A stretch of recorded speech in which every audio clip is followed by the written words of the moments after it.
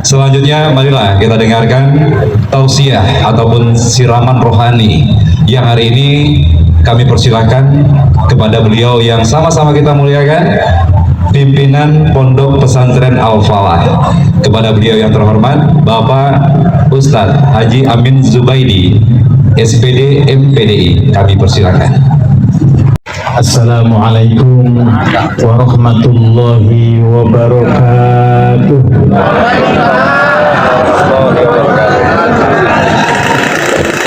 Bismillah, alhamdulillah, walhamdulillah, thumma alhamdulillah. Wassalatu wassalamu ala rasulillah wa ala alihi wa sahbihi wa mawalah. La hawla wa la quwwata illa billah. Amma ba'du. Kepada para alim, para ulama, para kiai, para ustadz, para tokoh masyarakat, tokoh agama yang tidak bisa saya sebutkan satu persatu, yang saya muliakan, ini tokoh semua. Dari hadir alhamdulillah tadi disampaikan anggota Dewan Provinsi Bapak Wartono Triankusumo SEMM, beliau juga menyatakan diri bertanding ya kalau balihonya dia sebagai wakil bupati. Kemudian ada hadir di sini anggota DPRD Kabupaten Tebo Bapak Haji Ngatiran, ada Dan Ramil, ada ketua lembaga adat, ada Bapak Lurah, dan semuanya para tokoh yang saya taklimi yang tidak bisa saya sebutkan satu persatu. Semoga para tokoh-tokoh kita ini diberikan kesehatan selalu oleh Allah Subhanahu wa taala. Amin Allahumma amin. Kepada sesepuh bin sepuh yang Allah muliakan, kepada Saiful Hajah, Mas Kongko, Mbak Woro, kemudian yang Kolonel Angkatan Laut siapa ya? Ya? Mas Widyo, Mas Widyo Sasampoh mana? Kanunya? Piantuni pun? Oh di belakang ya. Kapan-kapan kita ceramah di atas kapal Mas Widyo. Biar tambah akrab nih, namanya belum hafal. Keluarga besar yang saya muliakan dan saya taklimi, kemudian para tamu undangan, hadirin hadirat, kaum muslimin, muslimat, mukminin, mukminat, muta'alimin, muta'alimat, sholihin wa sholihat, rahimakumullah. Alhamdulillah wa syukrulillah bahwasanya pada malam hari ini kita semua masih diberikan nikmat yang banyak oleh Allah Subhanahu wa taala. Betul? Salah satu nikmat karunia Allah yang diberikan kepada kita bahwa pada hari ini kita bisa berkumpul hadir atas undangan tuan rumah dalam rangka mengenang dan mendoakan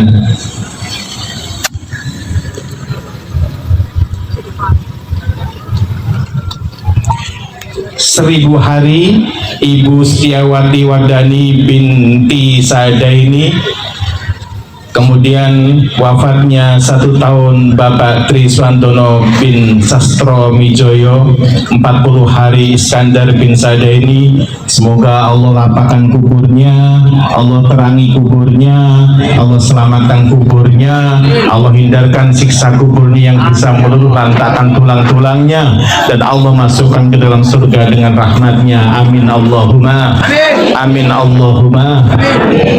Salawat beserta salam semoga senantiasa tetap terlimpahkan kepada junjungan kita Nabi Agung Muhammad Sallallahu Alaihi Wasallam. Dan marilah kecintaan kita ini kita ikrarkan dengan membaca sholawat bersama-sama. Allahumma sholli ala sayyidina Muhammad wa ala alihi wa sahbihi ajma'in. Ibu bapak yang saya muliakan, dengan bacaan sholawat tadi semoga Allah berikan kepada kita kekuatan untuk senantiasa bisa menjalankan sunnah-sunnahnya, sehingga kita nantinya bisa mendapat syafaatnya, menjadi orang yang beruntung, bahagia dunia, bahagia akhirat. Allahumma Allahumma. Bapak Ibu, suatu hari Nabi Muhammad itu sedang duduk santai-santai dengan sang istri tercinta, yaitu Sayyidatina Aisyah.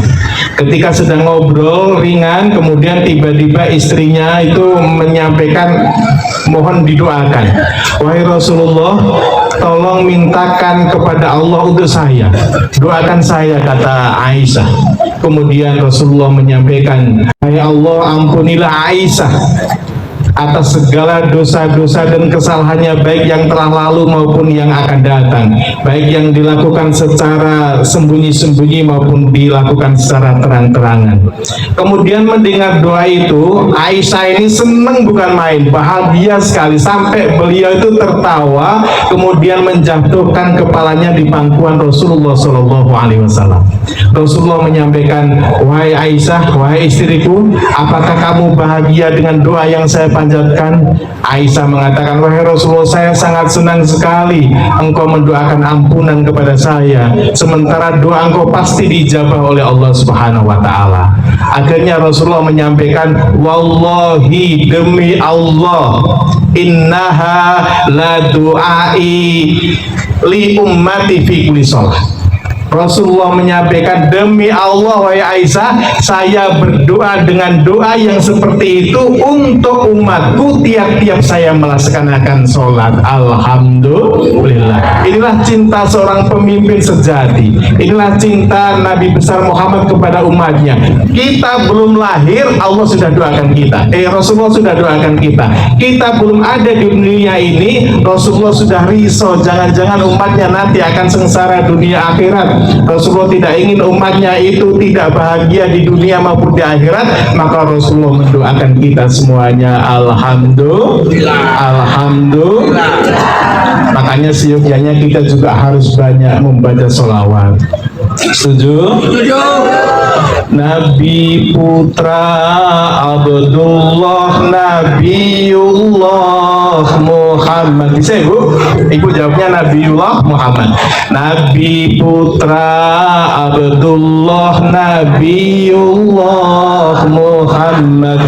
Nabi kekasih Allah Nabiullah Muhammad. Maulaya sholli wa salim daiman abada ala habibika khairil khalqi kullihim. Manusia yang kupuja Nabiullah Muhammad, manusia yang kucinta Nabiullah Muhammad. Maulaya sholli wa salim daiman abada ala habibika khairil khalqi kullihim. Manusia idolaku, manusia pujaanku, Maulaya sholli wa salim daiman abada ala habibika khairil khalqi kullihim. Nabi penuntun umat, Nabi pemberi syafaat,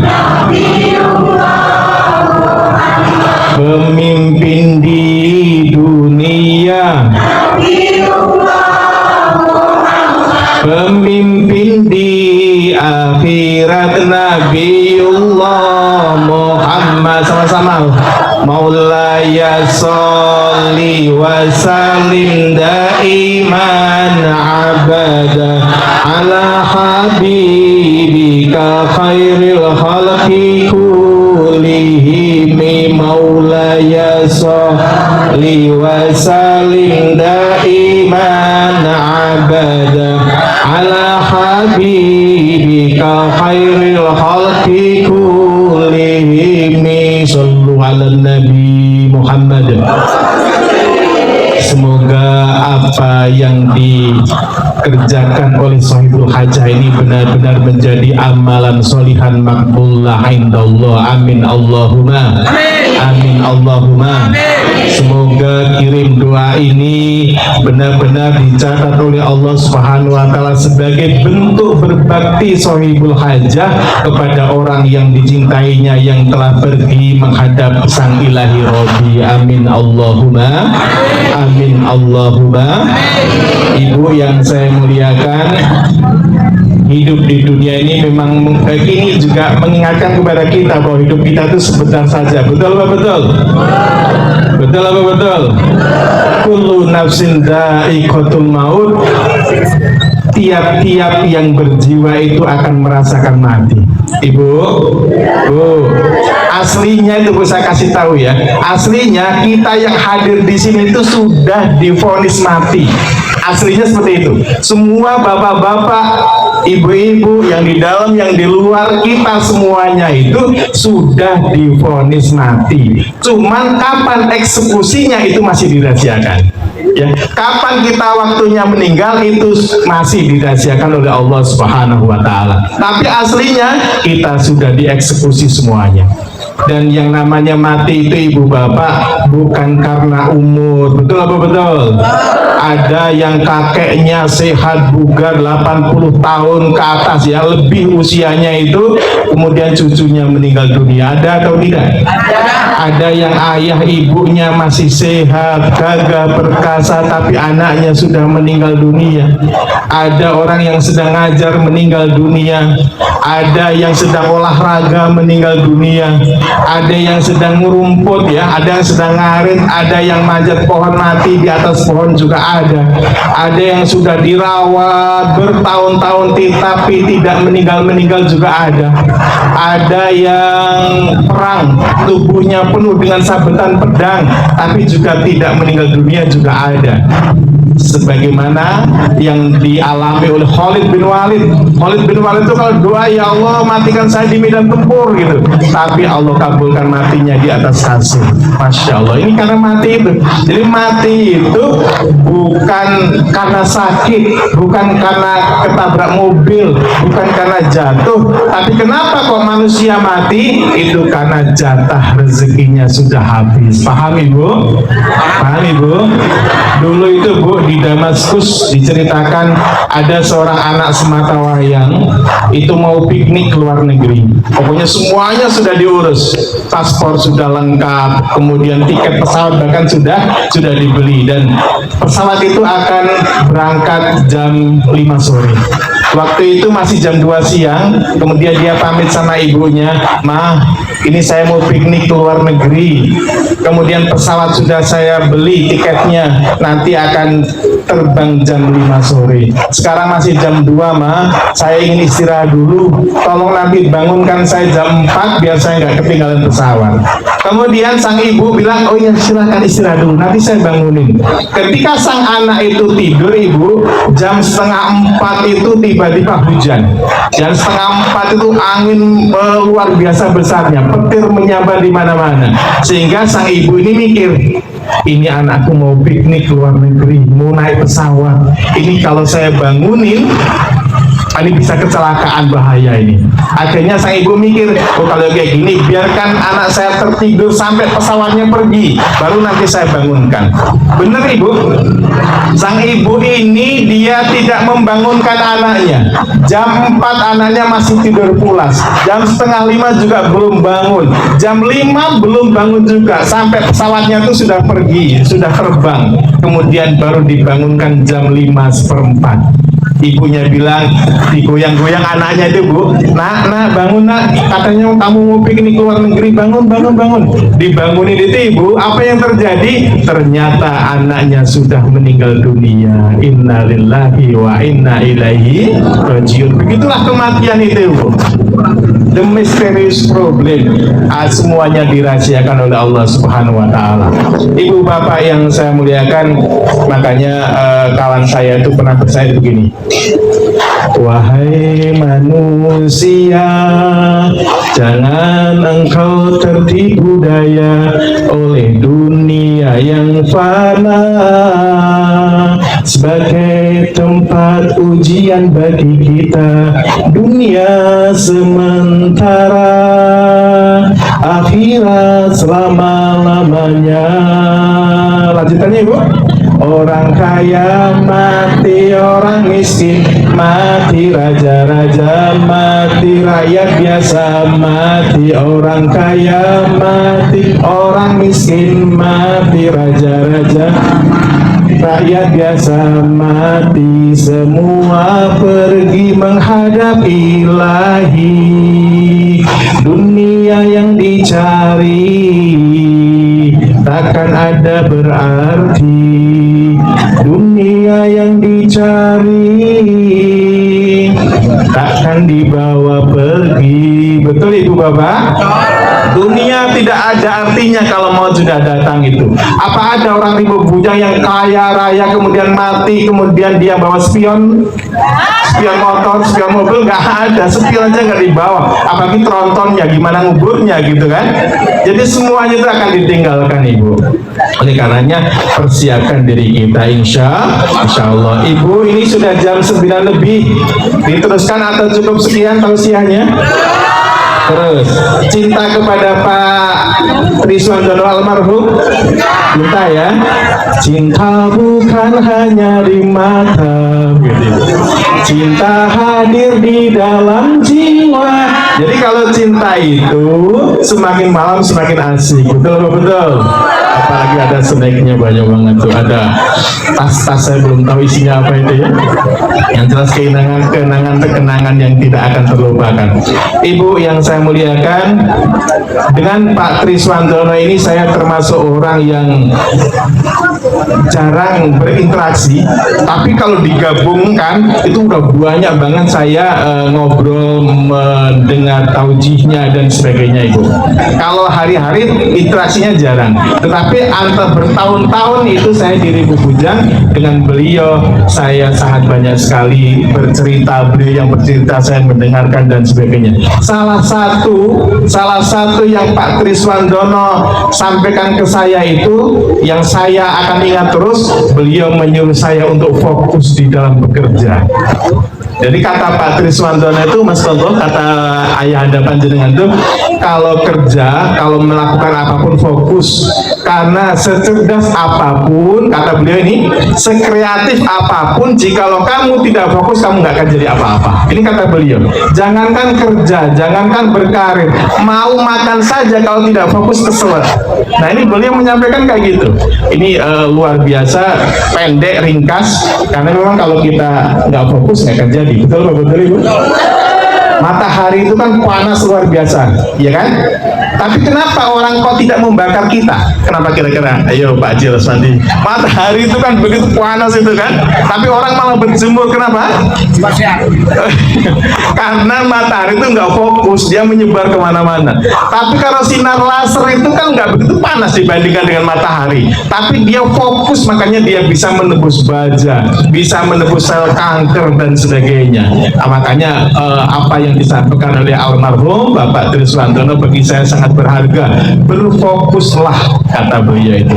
Ibu bapak yang saya muliakan, dan berhubungan dengan acara kirim doa ini, saya sampaikan kepada para tokoh, para ibu, para bapak, bahwa kita berbakti kepada orang tua itu sampai kita meninggal dunia.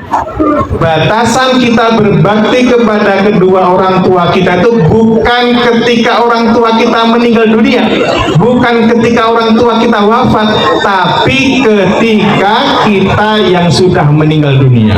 Orang tua kita meninggalnya udah lama banget, tapi alhamdulillah hari ini kita masih diberikan panjang umur sama Allah Subhanahu wa taala, maka ada kewajiban berbakti kepada keduanya. Paham Ibu? Paham? Jadi saya ulang-ulang, ini pengajiannya pelan-pelan saja. Bakti kita adalah bukan berakhir saat orang tua kita wafat, tapi berakhirnya saat kita meninggal dunia. Paham? Ibu bapak yang saya muliakan, dan pada kesempatan malam ini saya sampaikan satu saja. satu poin bagaimana caranya berbakti kepada orang tuanya yang sudah meninggal dunia. Ini kan kita walaupun udah tua, udah punya anak, udah punya cucu, tapi kita kan punya orang tua, betul nggak betul? Nah, makanya kita harus berbakti kepada orang tua kita. Satu saja, dan satu ini adalah mencakup semuanya, menyangkut banyak hal. Apa itu Pak Amin? Cara terbaik berbakti kepada orang tua kita yang sudah meninggal adalah dengan menjadi orang yang solih. Jadi kita yang hadir itu harus menjadi orang yang solih, harus menjadi rojulun solihun, harus menjadi mar'atus solihah. Kalau kita udah solih, otomatis bapak ibu kita yang sudah berada di alam barzakh akan merasakan gembiranya karena amal-amal kita. Nah, solih itu apa Pak Amin? Solih itu kalau asalnya berasal dari kata soluha. Sinonimnya, sinonim itu apa? Sinonim itu persamaannya, padanannya itu adalah sohihun, hasanun, toyibun, jayidun, kemudian khairun. Ini sama semua maknanya, mirip-mirip, yaitu baik, bagus, benar.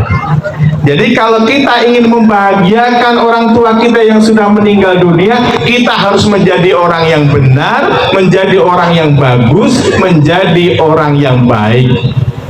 Apa dalilnya Pak Amin? Rasulullah SAW menyampaikan, Inna atyaba ma akaltum min kasbikum. Sesungguhnya sebaik-baik makanan yang kamu makan adalah dari apa yang kamu usahakan sendiri.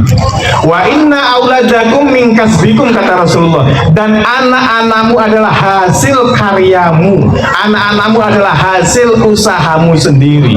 Oleh karenanya ibu bapak yang saya muliakan, ketika kita solih, ketika kita jadi orang baik, itu sama dengan hasil karyanya orang tua kita. Maka udah pasti itu. Kalau Mas Kongko, Mbak Woro, Mas Widya Sasongko itu baik di rumahnya, baik dengan tetangganya, baik dalam masyarakat, baik di tempat kerja, kemudian baik sebagai warga negara, insya Allah Pak Triswandono beserta Ibu almarhum almarhumah itu akan merasakan bahagianya karena anak-anaknya baik-baik semuanya. Alhamdulillah, alhamdulillah. Jadi kita adalah hasil dari kedua orang tua kita. Termasuk begini Bu, ini serius ngajinya Bu. Untuk yang ini perhatikan, untuk yang ini. Kalau yang tadi nggak perhatikan nggak apa-apa. Sekarang penting banget nih. Termasuk kalau bapak ibu orang tuanya masih hidup, kemudian baik serumah dengan kita atau tidak serumah dengan kita. Misalnya nggak serumah dengan kita, terus datang ke tempat kita, terus tiba-tiba buka kulkas ayah kita itu, buka kulkas, ngambil sambal, ngambil buah tanpa izin, itu halal, tidak berdosa. Nah gitu Ibu. Jadi jangan ribut gitu, baik mantu maupun nggak mantu ya, baik ayah sendiri maupun ayah mertua, kan ada ibunya misalnya gitu kan.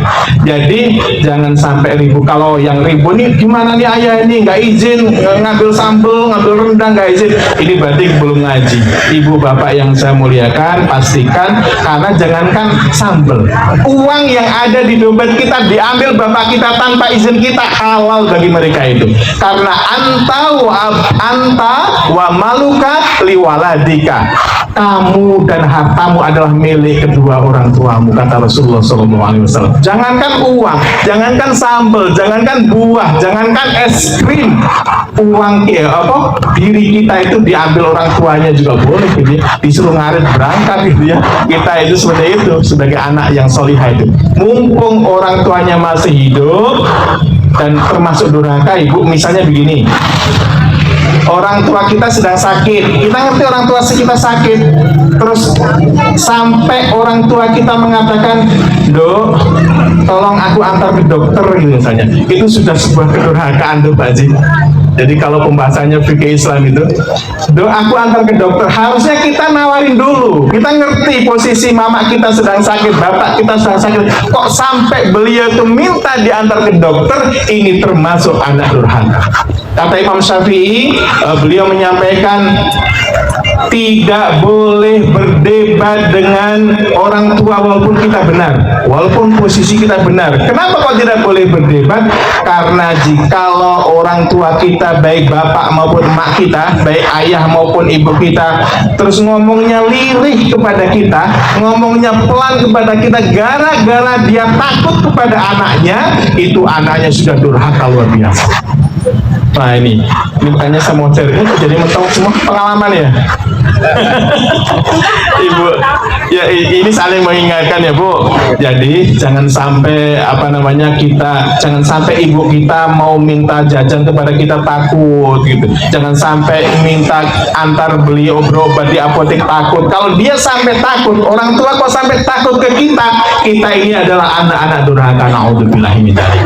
Maka sekali lagi, ibu bapak yang saya muliakan, untuk membahagiakan kedua orang tua kita di alam barzah adalah dengan menjadi kita orang-orang yang baik, orang yang solih, orang yang solihah, insya Allah. Artinya ibu bapak yang saya muliakan, baik itu ketika kita berbuat baik bukan untuk Allah.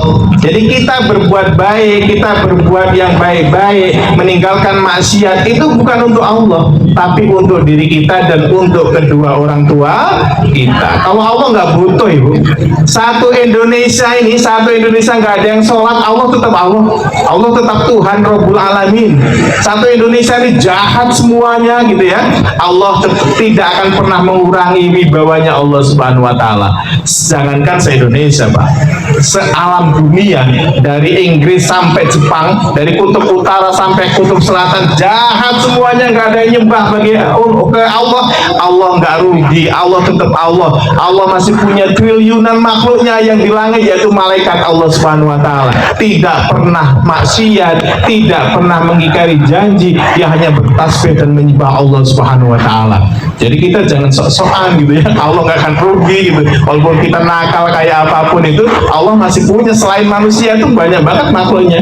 Diterangkan dalam satu hadis, kalau kita kan jarang-jarang rumah kita ya, kalau di langit itu setiap 3 jari kayak gini itu ada malaikat. Jadi 3 jari, di sini malaikat, sini udah malaikat lagi. Jadi penuh gitu. Triliunan makhluknya Allah yang taat kepada Allah Subhanahu wa taala itu. Jadi kita sekali lagi solih atau berbuat baik bukan untuk Allah, tetapi kembalinya adalah untuk diri kita dan untuk kedua orang tua kita. Amin Allahumma amin. Amin Allahumma amin. Oleh karenanya sampai malaikat Jibril itu Bu memberikan pelajaran ke Nabi Muhammad dan ke kita juga. Malaikat Jibril mengatakan, Isma sita fa innaka mayitun. Isma sita, wahai Muhammad, wahai orang-orang rimbo bujang gitu. Kalau diteruskan, Isma sita, hiduplah sesukamu. Itu kita diberi kebebasan, hiduplah sesukamu. Kamu mau beriman atau kafir terserah, sesukamu. Kamu mau taat atau mau jadi orang jahat terserah. Kamu itu mau jadi liberal, mengandalkan rasio saja atau ikut tuntunan agama, terserah. Isma sita, hiduplah sesukamu. Fa innaka mayitun, tapi ketahuilah kamu akan mati. Sesungguhnya kamu itu akan mati. Di dunia ini sebentar sekali. Betul Pak, betul Ibu? Tadi sudah saya sampaikan, di dunia ini Masya Allah, inna dunya laibun. Dunia itu hanya permainan saja. Ibu, Bapak, Ibu, permainan itu ciri-cirinya apa Bu? Ciri-ciri permainan itu apa?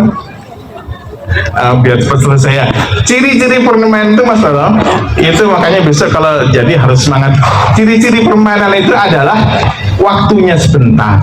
Itu tidak ada permainan yang lama sekali. Itu ciri-ciri utamanya kayak gitu. Oleh sepak bola itu berapa waktunya? 90 menit kan? Oleh karenanya pemain sepak bola nggak ada yang pakai HP Ibu. Ronaldo, Muhammad Salah itu nggak ada yang pakai HP. Kenapa kok nggak pakai HP? Waktunya sebentar, nggak ada kesempatan untuk buka WA dan sebagainya itu. Nah, kehidupan kita itu juga permainan. Saya ilustrasikan begini. Misalnya kita mau meninggal dunia ya, itu malaikat maut ngomong ke kita, wahai fulan bin fulan orang Rimbu Bujang, kamu telah bermain-main di dunia ini. Lapangan kamu bukan seperti lapangan sepak bola, maka lapangan kamu adalah dunia ini. Dan kamu telah bermain-main di bidang pertanian. Karena kamu telah bermain-main di bidang pertanian, maka kamu punya sawitan yang beribu-ribu hektar bersertifikat semua. Kamu punya lahan yang banyak. Gara-gara pertaniannya kamu sukses, kamu punya rumah, kamu bisa menyekolahkan anak. Kamu luar biasa, kamu telah bermain-main, kamu sukses dengan permainanmu di bidang pertanian. Tapi ketahuilah fulan bin fulan orang Rimbu Bujang, hari ini permainanmu selesai. Itu kalau kita meninggal dunia, Pak. Hari ini permainanmu selesai. Wahai fulan bin fulan, kamu telah bermain-main dengan bisnis, dan itu boleh halal gitu. Kamu telah bermain-main dengan bisnis. Gara-gara kamu telah bermain-main dengan bisnis, kamu punya ruko yang begitu banyak. Kamu punya outlet di seluruh kota di Indonesia, bahkan kamu punya hotel di kota-kota besar. Tapi ketahuilah wahai para pebisnis, hari ini permainanmu selesai. Ini saya merinding, Masya Allah, kalau kita meninggal kayak gitu. Wahai fulan bin fulan orang Rimbu Bujang, kamu telah bermain-main, dan itu diperbolehkan. Apa permainanmu? Kamu telah bermain-main di dunia pendidikan. Gara-gara kamu main di dunia pendidikan, kamu jadi guru, kamu jadi dekan, kamu jadi rektor, kamu jadi guru besar. Ketahuilah hari ini saya disuruh Allah menjabut nyawamu, dan hari ini permainanmu telah selesai. Wahai fulan bin fulan, kamu telah bermain-main politik. Ini ada anggota dewan nih.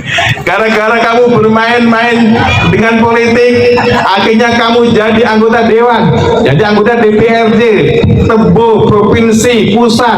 Gara-gara kamu main politik, kamu jadi bupati, kamu jadi sekda, kamu jadi gubernur, kamu jadi menteri, kamu jadi presiden bahkan. Tapi ketahuilah hari ini permainanmu selesai. Begitu loh, Pak. Bukan berarti sana nakut-nakuti kita di rumah diem aja, enggak gitu. Artinya kita jadi apapun harus digunakan sebanyak-banyaknya untuk kemaslahatan. Setuju?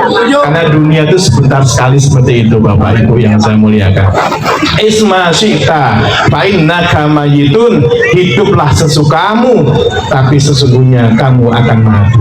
Kemudian yang kedua kata Jibril, wahbib man syi'ta fa innaka mafarikuhu, dan cintailah siapa yang kamu ingin cintai, cintailah apa yang kamu ingin cintai, tapi ketahuilah bahwa kamu akan berpisah dengan yang dicintai itu. Betul? Misalnya Bapak Ibu saking cintanya kepada anak, ngurus anak sehingga lupa sholat, ngurus anak sehingga lupa ke masjid, ngurus anak sehingga tidak ada kebaikan sama sekali. Ingatlah anak itu nggak lama. Kalau anak kita udah nikah, sudah berumah tangga sendiri, udah pisah dengan kita. Walaupun itu bukan pisah yang sebenarnya, Ibu, tapi sebentar sekali itu kita ngobrol-ngobrol dengan anak itu. Apalagi anaknya kayak Mas Tono nih ya, putranya SD, SMP di sini, kemudian sekolahnya udah di luar kota, kuliah lagi di sana. Setelah kuliah kemudian nikah sendiri lagi dia dengan sang istri, misalnya kayak gitulah suatu hari nanti. Artinya kita dengan anak itu, Ibu Bapak yang saya muliakan, tidak lama. Kita dengan jabatan juga demikian. Jabatan itu berapa tahun? Ya terserahlah berapa tahun gitu ya, tetapi pasti tidak akan lama. Jabatan paling 5 tahun, kemudian 10 tahun, kadang-kadang malah ada yang berhenti di tengah jalan. Betul? Ada jabatan tuh kita sedang dudukin anak aja sudah ada yang gembosin bagaimana biar dia hengkang dari kursinya, kan gitu ya. Luar biasa. Makanya rugi banget kalau kita lupa Allah gara-gara jabatan kita akan berpisah gitu. Misalnya dengan harta, Masya Allah, harta itu bisa saja kita numpuk di rekening, besok tiba-tiba ada investasi bodong, kita ketipu, kan gitu ya. Gampang banget bagi Allah. Ada bisnis kita tiba-tiba bangkrut, ada, Masya Allah, Allahumma ya baidna, semoga kita jauhkan. Kadang-kadang akhirnya kita sakit, habis untuk berobat, sangat-sangat rentan kita bisa bersama lama-lama dengan harta kita. Kemudian istri sama juga, suami demikian juga. Apapun cintai boleh, kata malaikat Jibril, tapi sesungguhnya kalian akan berpisah dengan yang dicintainya. Kemudian yang terakhir kata Jibril, wa'mal ma syi'ta fa innaka majziyun bih. ketahuilah, silahkan kamu beramal sesuka hatimu, kamu mau lakukan apa saja terserah, kamu mau melakukan apapun terserah, tapi ketahuilah semuanya akan dibalas oleh Allah Subhanahu wa Ta'ala. Gitu. Jadi semuanya, kecil, besar, jahat atau baik, itu akan ada balasannya dari Allah Subhanahu wa Ta'ala. Terakhir, izinkan saya membaca satu hadis, biar kita jadi orang yang solih, biar kita jadi orang yang solihah, maka Rasulullah memberikan tuntunan. Ini saya singkat saja. Tuntunannya dari Rasulullah adalah, pertama, ittaqillaha haitsuma kunta, bertakwalah kepada Allah dimanapun kamu berada, takutlah kepada Allah dimanapun berada. Itu pesan Rasulullah. Baik ketika kita di rumah, kita harus takut kepada Allah, baik ketika di jalan, baik ketika di tempat kerja, baik ketika di kampus, baik ketika di kantor, baik ketika di pasar, baik ketika di proyek, baik ketika melaksanakan tender, baik ketika merancang iklan misalnya kalau besarnya, baik ketika kita menentukan pakaian model iklan, baik ketika meloloskan RUU, baik ketika kita menyusun raperda di DPRD, baik ketika